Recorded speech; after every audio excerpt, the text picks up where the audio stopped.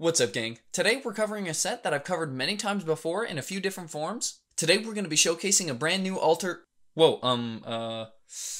Awkward. You're next week. Go ahead and get out of here. We have a different video this week. Alrighty, it feels a lot better having that out of here. Sorry about that one, guys. The actual build we're going to be covering today is Anakin's custom upgraded Jedi Interceptor. I know it doesn't look very different here, but I promise you there's plenty of differences that set it apart from the standard Jedi Interceptor set. This build that you see before you is actually made of the two most recent versions of Anakin's Jedi Interceptor that LEGO has made, 75281 and 75038.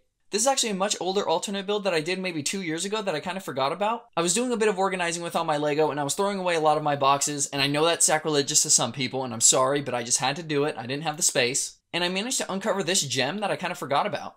And after pulling it out of storage and having it on my desk for a few days, I decided I would go back into it and I would add a few more mods than I found it with. Starting at the tips of the wings, I added some angled pieces so it's a little more pointed on the front. And then on top of the wings here, I added one more that perfectly lines up with this other angled piece and then this smooth tile going around. And I gotta say, this portion of the ship is my favorite just because it's so satisfying how these pieces line up. Moving further down the side of the ship, I can't tell if a lot of these plates have been changed around too much. Like I said, these mods were actually from about 2 years ago, so some of these mods have totally slipped my mind and I'm not sure what actually changed from the original set. On the sides here, I have the standard cannons from the original set, as well as the flaps that angle out with the stickers on the bottom side from the original set. The back side is where I bet you spotted most of the modification. I just have some extra little fangs hanging out the back. Originally, my idea with these mods was to turn it into Anakin's heavy Jedi Interceptor, but after adding everything, it doesn't look much heavier. It still looks like a very light and sleek craft, so I decided to go with Anakin's custom / upgraded Jedi Interceptor, which actually works out perfectly because LEGO released Anakin's custom Jedi Starfighter many years back, and that was a killer set that I unfortunately missed out on, so the name kind of pays homage to that older set.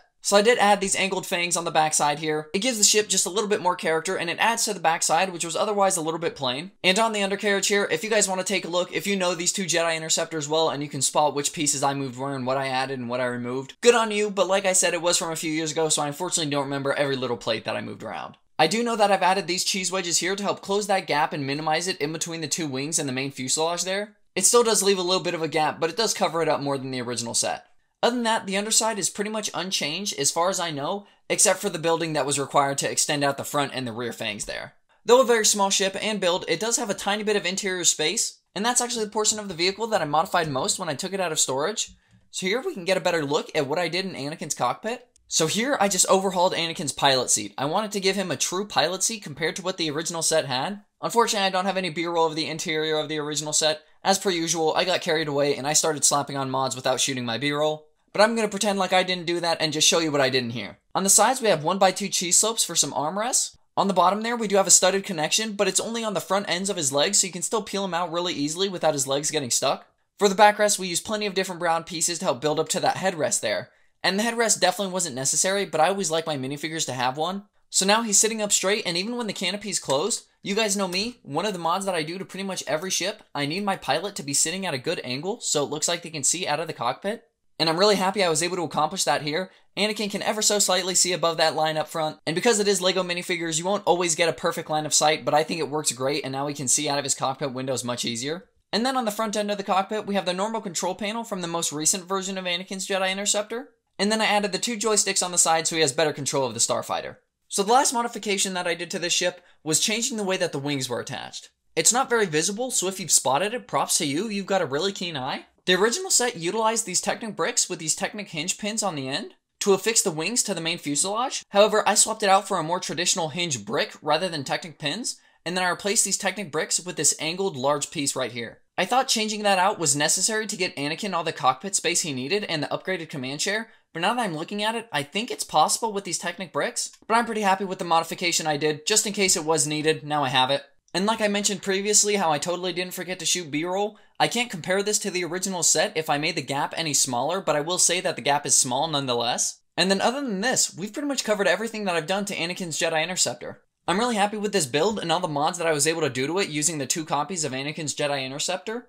But when I uncovered this ship when I was doing a little bit of cleaning, I actually uncovered the 2018 version of Anakin's Jedi Starfighter. If it's something you guys were interested in, I could take the pieces off of that and slap it on this build, and we can make a true heavy interceptor like I originally envisioned.